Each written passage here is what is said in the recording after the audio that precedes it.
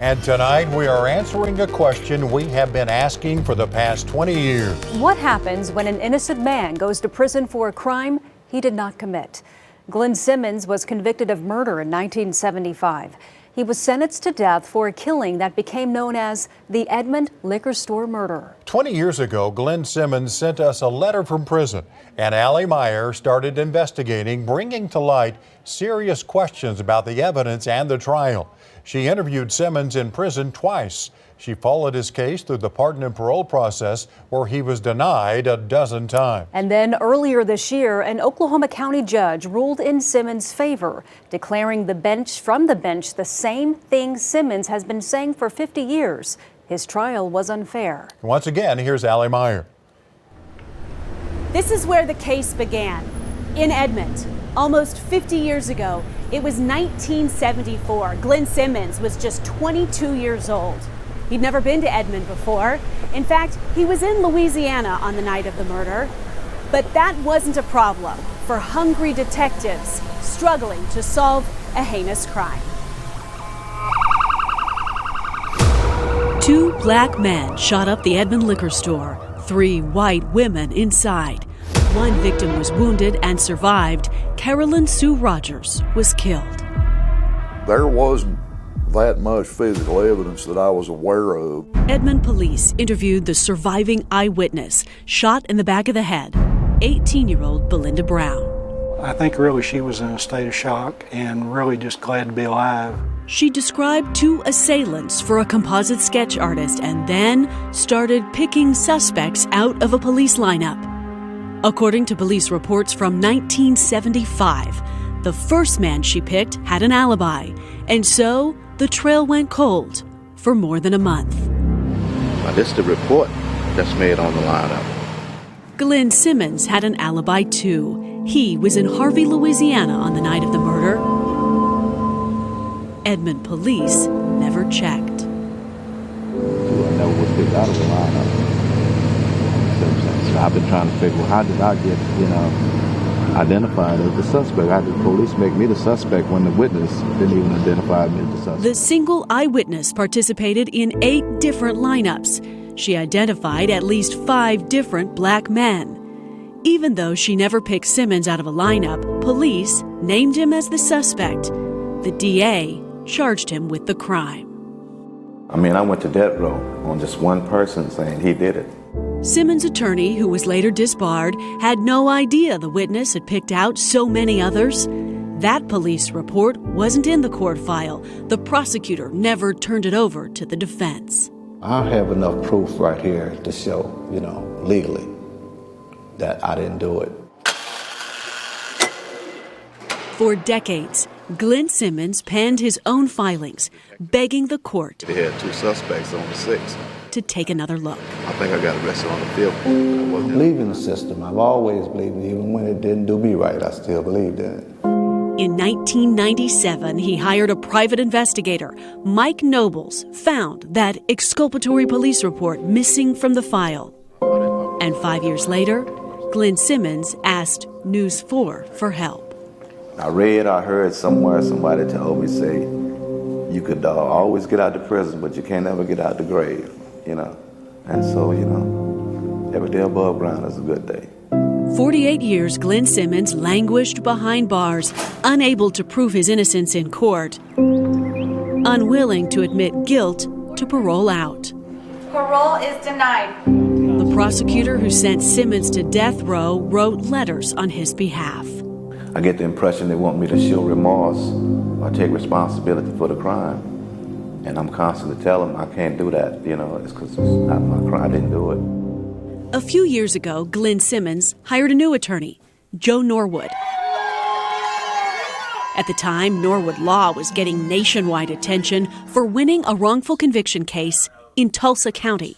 Had a friend reach out and pointed out your stories. This is the box with all Glenn's stuff. Hundreds of hours sifting through Simmons' file, and Joe Norwood built the case for wrongful conviction.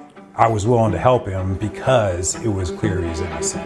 For the first time in 48 years, counsel mounted a legitimate defense worthy of an innocent man. we were able to bring in a lot more alibi witnesses. I mean, you know, you were at the hearing. It was just a parade of 2,000 people? Yeah, of people saying Glenn was in New Orleans. A mountain of alibi evidence coupled with a surprise admission from the newly elected district attorney. There was a police report, a significant police report, that was not turned over. And so we came to the conclusion, because we believe in fair and just trials in Oklahoma, that we should file an application for requesting a new trial. Over the summer, a judge willing to re-examine a grave injustice 5 decades old tossed out Glenn Simmons' murder conviction and set him free. I can't even really put it into words.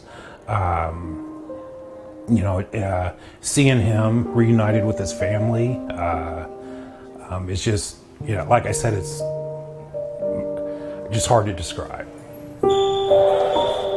Glenn Simmons walked out of court that day unshackled, undeterred by the challenge ahead, learning how to live in a world he left 50 years ago.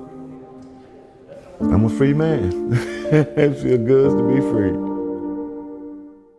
Glenn Simmons had to bear, listen to this, 48 years, 5 months, 18 days behind bars after a trial in which the current DA says he should not have been convicted. He was exonerated this year and has decided to build his life anew in Oklahoma. Here's Allie Meyer. This is where felons come for a fresh start. Sign in. The Oklahoma County Diversion Hub and the Education Employment Ministry, known as TEAM, are pouring Glenn Simmons a solid foundation for a new life. Every day above ground is a good day. I wanted to scream. Freedom can be disorienting, especially after 50 years of defeats. They don't know what to do, what direction to go. Count time, you know, and the routine is broke. You know, you remember. They both remember. You see, John Parker did 18 years at Joseph Harp in the same block as Glenn Simmons. He's been out since 2010 and giving back, working full-time at Diversion Hub. Someone that I walked those yards to get out and be able to help him reintegrate into society is awesome. They are helping Simmons reestablish health care, purchase a cell phone, get a birth certificate, food stamps, and rent assistance. We're just going to support this man any way that we can and help him transition, because I just can't imagine being locked up 48 years. 48 years. So much has changed. Yeah, and this, yeah, that's all I got with me. Glenn Simmons has decided to stay in Oklahoma. He's renting a home in Oklahoma City, and he's joined the fight for criminal justice reform. Been discouraged for years and years, but discouragement, that's just juice to me. You know, just keep going, you know. Indeed, justice has been an exercise in endurance for this man, 50 years, fighting death by incarceration. And today, a war on two fronts. Privately, Simmons has been battling colon cancer, stage 4. I believe in a higher power. You know, I'm calm, I'm good. You know, I'm good. I've always been good. I've been pissed off, but I'm good.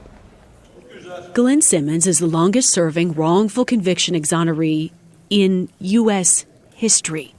He blames police conspiracy for his miscarriage of justice. The proof? Uncovered by a private investigator 25 years ago. Dear Glenn, good news. I've received some records from the Edmond PD related to your case. Mike Nobles was the first to find the missing police report. I just think, you look back on that period of time, he was easy. He was easy. And he went, and there wasn't a big fight. It is the blueprint of his innocence. I just wish I'd have done more. I wish I'd have done more. My God. I wish I'd have done more. Because he deserved it. Bless your heart. The department's failure to turn it over? I'm sorry. Bless his heart. He deserved it. He deserved it. A violation of Simmons' constitutional right to a fair trial. It was all worth it. It was all worth it. Good Lord. Good Lord. Bless your heart. He was supposed to discharge in May. In Oklahoma, 1 in 5 convicts returns to prison within 3 years. Glenn Simmons is determined to beat those odds. Golly, I don't know how I would have made this adjustment if it wasn't for my relatives, my cousins. He is loving life on the outside, a free man, grateful to all who played a role, fueled by passion to help others like him. There's a lot of guys left behind that went through the same thing I went through, but they didn't have an Ali Myers, Joe Norwood, and they just keep struggling and struggling for years and years. His journey is a tragedy of injustice. Born a lifetime ago, here in Edmond, Oklahoma. I spent 48 years of my life of committing a crime in this city that I've never been in before. A walk through downtown for this man in this town is a deliverance of sorts. These first steps of freedom, a first chapter in a new and beautiful life. And finally, on a personal note here, it has been one of the great honors of my career to shine a light on this case.